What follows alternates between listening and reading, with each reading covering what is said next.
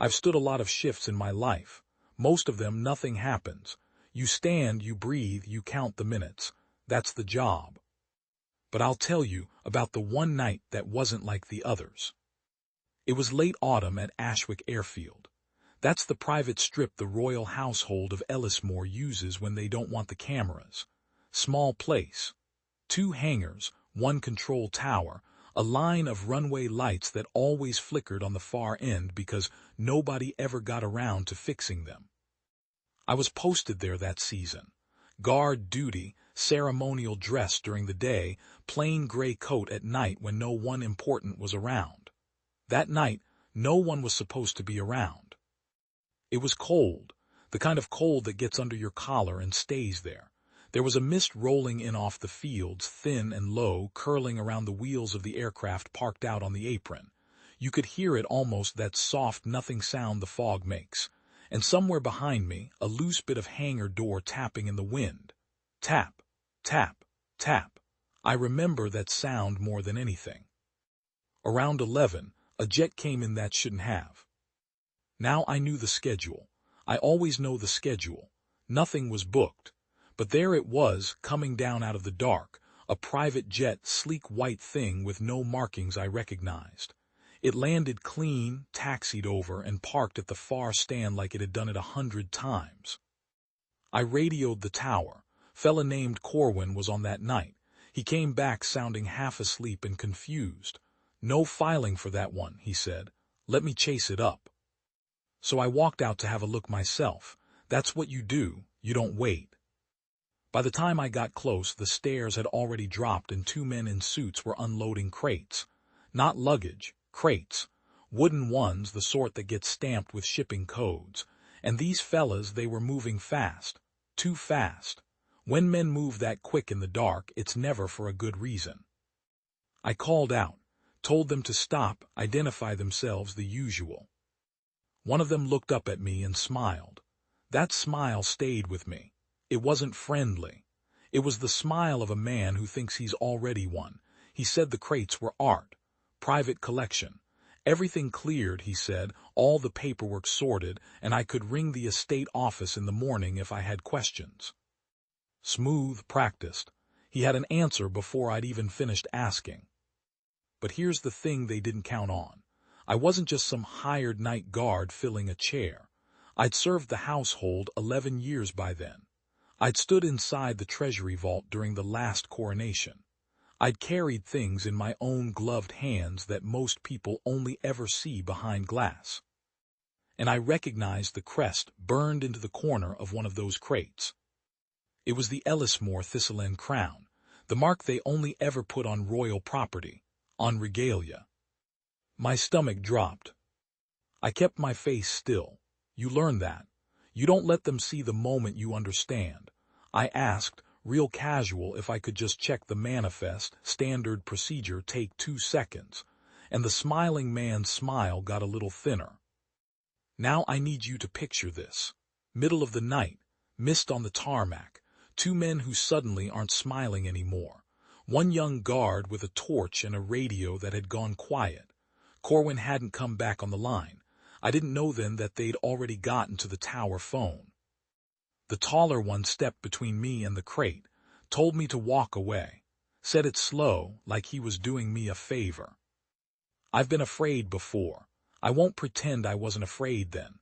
My heart was going like a drum, but there's a thing that happens when you've worn the uniform long enough. Your fear and your duty sort of swap places. The fear moves to the back. The duty stands up front. I didn't walk away. I told him, plain and quiet, that nothing was leaving that airfield until I saw what was in the crate, and I put my hand on the lid. He grabbed my wrist, hard. And that was his mistake, because the second a man puts hands on a royal guard on royal ground, it stops being a conversation. It becomes something else entirely. I twisted free, stepped back, and brought the torch up so it lit both their faces. I said it loud enough to carry. "You are under detention on Crown property. Stand down." For a second, nobody moved, just the mist and that tapping hangar door. Then the shorter man made a run for the jet stairs. I didn't chase him.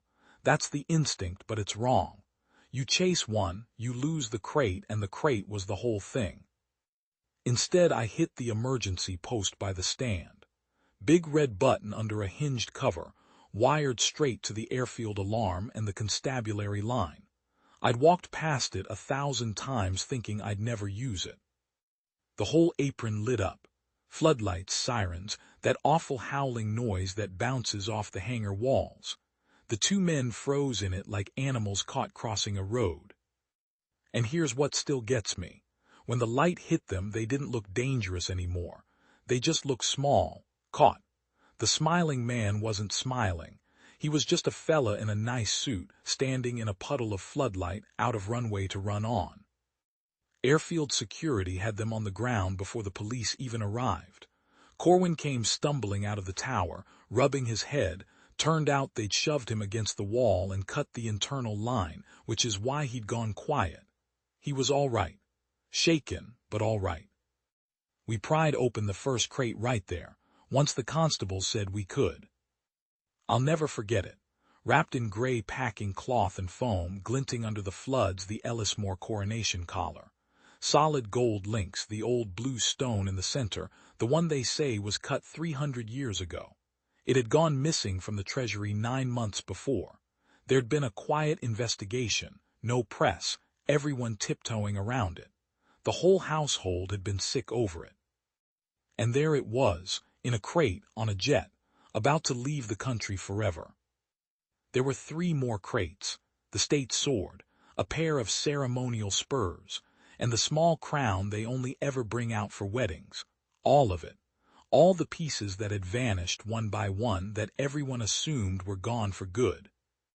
Turned out it had been an inside job all along.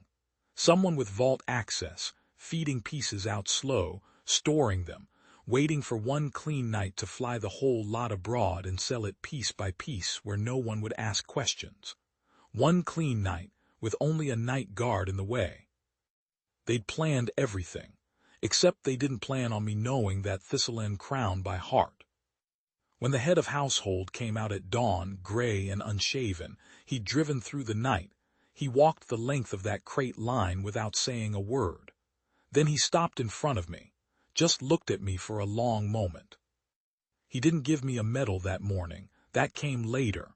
What he did was put his hand flat against my chest, right over the crest on my coat, and he said, "You held the line." That's all, 4 words. I've had that said to me since, in ceremonies, in fancy rooms.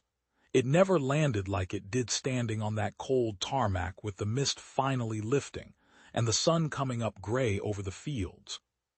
People think the job is the marching, the still face, the tall hat, and sure, that's part of it, but the real job is the part nobody films. It's the night nobody's watching, when the easy thing is to look away and let it be someone else's problem. I could have walked away that night. He gave me the chance, told me to even. But you don't wear the crown's mark on your chest, and then step aside when it needs you. That's the whole thing, really. That's all it ever was. You hold the line, especially when no one's there to see you do it.